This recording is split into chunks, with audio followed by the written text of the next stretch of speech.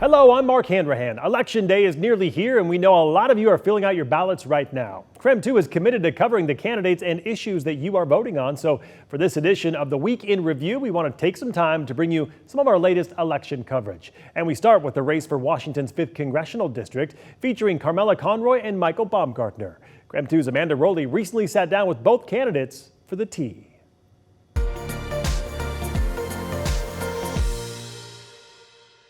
Well, Michael, thank you for joining us for the tea with Amanda Rowley, so you can spill the tea on who you are. Happy to have you here. Well, thank you. I appreciate the opportunity. Yeah. So you are running for Washington's 5th Congressional District.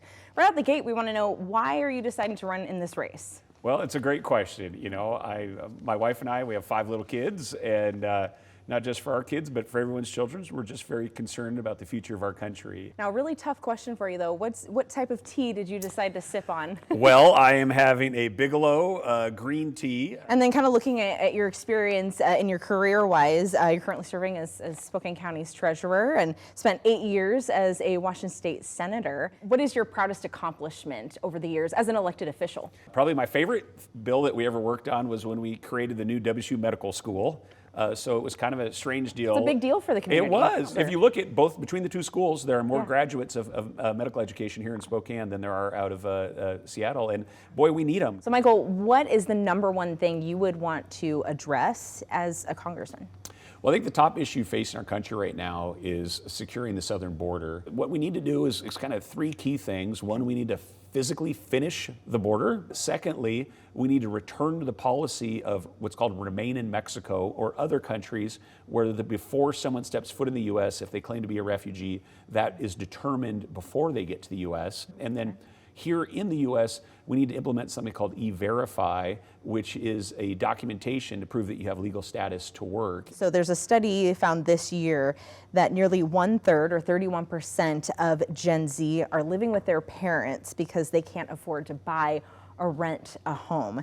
So what steps would you take in Congress to help these young adults who are struggling to leave the nest? That's a great point. You know, I mean, when we talk about the American dream, I mean, I want my kids to be able to afford their own home. We need to make increase housing supply. So here in Washington State, we constrict housing supply where houses can be built. Planning is important, but you need to have that availability in that supply. I understand you are pro-life. Would you support a nationwide abortion ban? Yeah, so I don't plan on changing any abortion laws when I get to Congress. You know, when I read the Constitution, and I've sworn an oath to the Constitution in the past, it says clearly that issues that are not in the Constitution are reserved for the states. I want to get you to spill the tea here, getting into piping hot tea territory. So what do you say to your opponent calling you a career politician? Well, I'm not a career politician. I was in the private sector after I left Harvard and worked overseas. I actually left my private sector career to voluntarily go to Iraq. So that's okay. But one of the longest career politicians in Eastern Washington was Tom Foley, and he had a pretty good legacy. Well, thank you so much, Michael Baumgartner, for joining me and spilling the tea on who you are and giving voters a chance to get to know you better. Well, I appreciate it. It's hopefully we can come back and have some more tea in the future. Always, yeah. Well, good luck on the race. Thank you. Well, Carmella Conroy, thank you for joining me on The Tea with Amanda Rowley to spill the tea on who you are and help voters get to know you better. Thanks for having me, Amanda. It's a pleasure to be here. Yeah, happy to have you. We're going to get to this tough stuff first. You got to tell me, what kind of tea are you deciding to drink today? Well, Amanda, it's fall, and it's been feeling like fall, one of my favorite seasons here. And so I've got the orange cinnamon spice tea. You're running for Washington's 5th Congressional District. Why did you decide to run for this race? I've lived a life of public service, almost 30 years of apolitical public service, 4 years as a Spokane County Deputy Prosecutor, and then almost 25 years as a U.S. Foreign Service Officer. I feel like because I've got the federal experience that it is something that I can sort of return to my community. So what is the most important thing you would want to tackle in Congress if you're elected? Well, I think job one, if a farm bill doesn't pass before the end of the year, is getting that farm bill going. I think the farm bill is what ties all Americans together, whether they're urban folks or rural folks. We all have an interest. We all agree that no family should go to bed hungry. What do you think needs to be done in Congress to address inflation? Some of what we can do is make sure that we, for example, restore some tax fairness. I think when working people say that they feel like they're paying too much in taxes, I agree with that. Spill the tea. Where do you stand on immigration policy?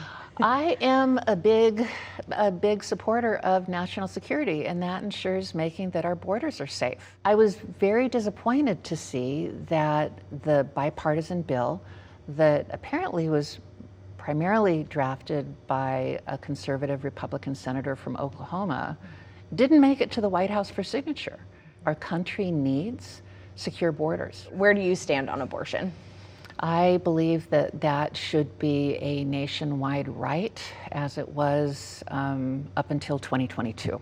They can't get those appointments in Idaho anymore, and so that means all of us, those of us who are nearest to our clinics in eastern Washington, have to wait longer to be able to get in and see a specialist. Is there anything that you could foresee doing within Congress to address that increase in demand? Well, sure. It would be to reinstate nationally a woman's and a girl's and anybody's right to make private decisions about their own lives. Your opponent claims that your policies do not fit Eastern Washington and its values.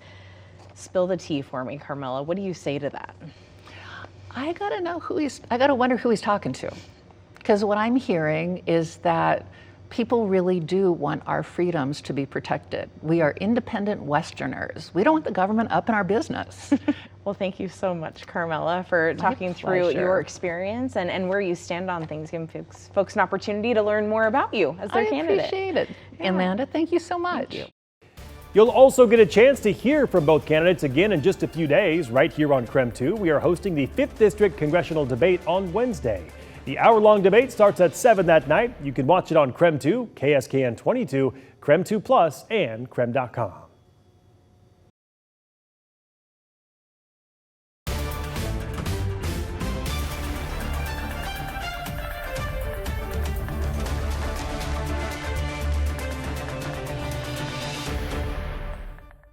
Thank you for joining us on this KREM 2 Week in Review. I'm Mark Hanrahan. Right now, we are taking a look at some of the races and issues on your ballot. This year, Washington and Idaho voters will decide on several initiatives and propositions. Here is a closer look at what you are voting on.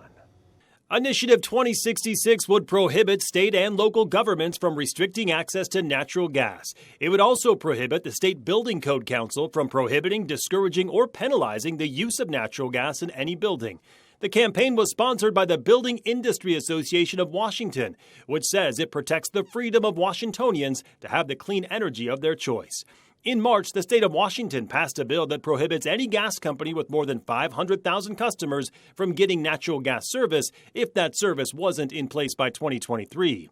A yes vote on Initiative 2066 means keeping the ability to use natural gas in the future. A no vote means eliminating that option for gas companies with more than 500,000 customers. Initiative 2109 would repeal the 7% capital gains tax that comes with the sale of assets like stocks, bonds, or business interests with capital gains of more than $250,000. Supporters say the tax is a kind of income tax and that Washington has a long tradition prohibiting state income tax. But opponents say repealing this initiative would take billions of dollars away from childcare and education programs over the next several years. They say the law only affected 4,000 people in all of Washington last year. So, this election day, voting yes on I-2109 will get rid of the tax, and a no vote will keep the current funding measure in place. Initiative 2124 would allow employees and self-directed workers to opt out of coverage under WA Cares, the state's long-term health care program. That program is paid for by a mandatory payroll tax and provides long-term health services, such as home health care or nursing home care, to qualifying individuals. Supporters say workers should have the choice to opt out of the program and may find private long-term care insurance a better deal. Opponents say millions of working Washingtonians are counting on the fund to pay for their care in case of injury, illness, or age, and voting yes would essentially repeal the program. Initiative 2117 would repeal the Climate Commitment Act, a state law that provided for a cap and invest program designed to reduce greenhouse gas emissions by 95%. Supporters say the tax is what's making Washington's price of living the highest in the nation alongside California. Opponents say the program is the true solution to lower transportation costs by getting the state off of fossil fuels. So, a yes vote on I-2117 means eliminating the Climate Commitment Act, while a no vote will keep it in place.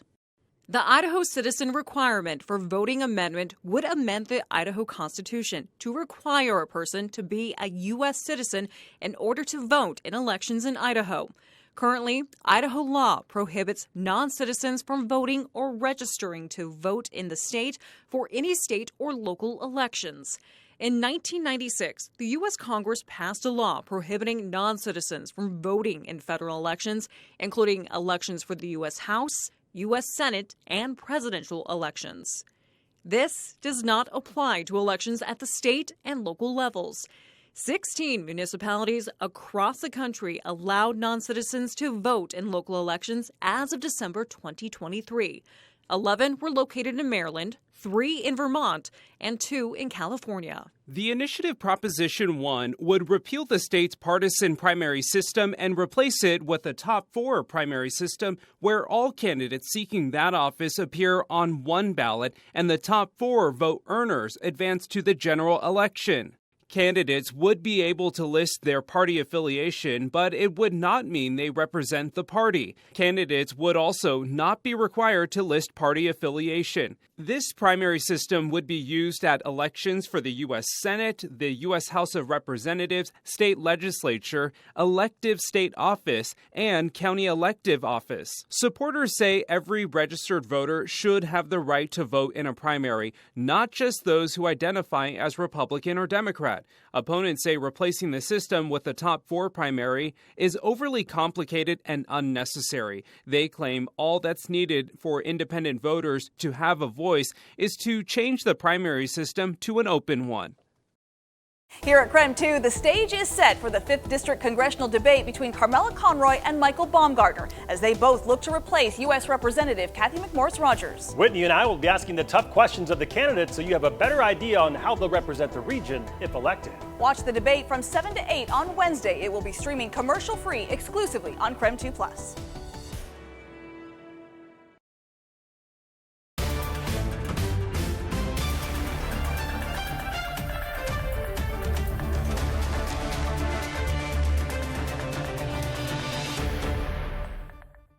Eastern Washington, Central Washington, you don't have to explain to anybody the devastation of wildfire. My agenda is pretty simple. Number one, I want to, protect our clean air, clean water, and habitat. What would you say are your biggest Eastern Washington priorities? When I'm in Eastern Washington, I hear about 3 priorities. Number 1, wildfires. Number 2, wildfires. And number 3, wildfires. We've got to continue to improve our work preventing wildfires. And this means doing more things like thinning, both commercial and non-commercial, prescribed burns in partnership with the community. And it also means continuing to improve our response and our recovery. Making sure that we can suppress those fires when they start and as quickly as possible. But I want to continue the upland work of prevention. And that goes hat in hand with this. If you do one and not the other, you're just setting yourself up for failure. And my opponent right now is talking about taking land off the rolls in Western Washington. So he would say it doesn't impact our firefighting ability.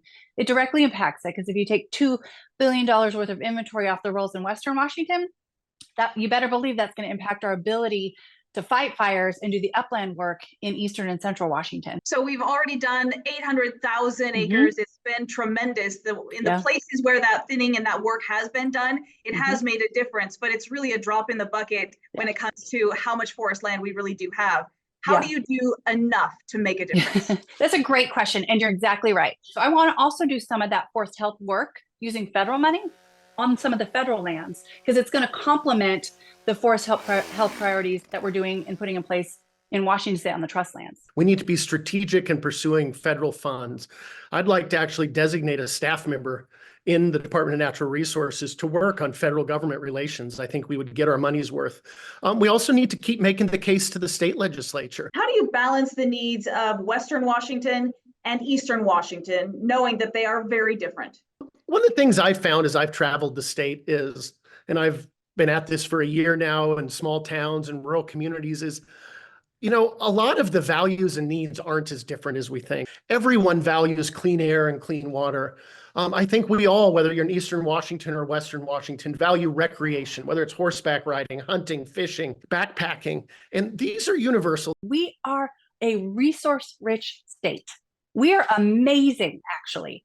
And we've been just beaten into this corner to think, oh, don't use it. That's how you protect it.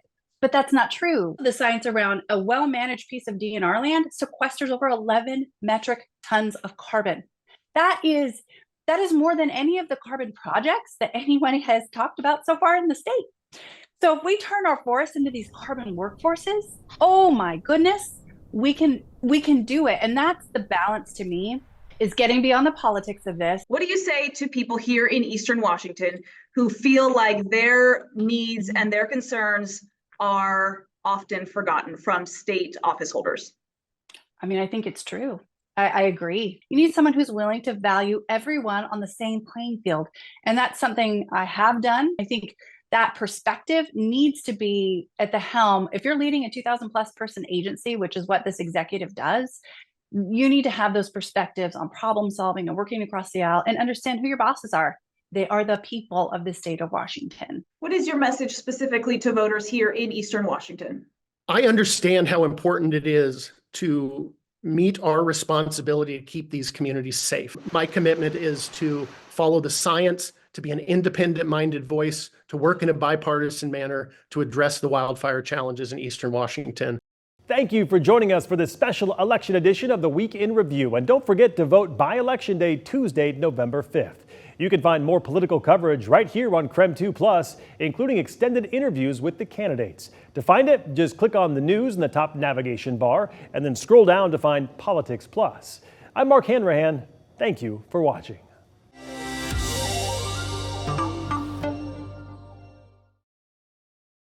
At KREM 2, the stage is set for the 5th Congressional District debate between Conroy and Baumgartner. It's the biggest regional race in years, and it's your chance to hear both candidates answer the important questions for Eastern Washington. Watch the debate live and commercial-free Wednesday on KREM 2.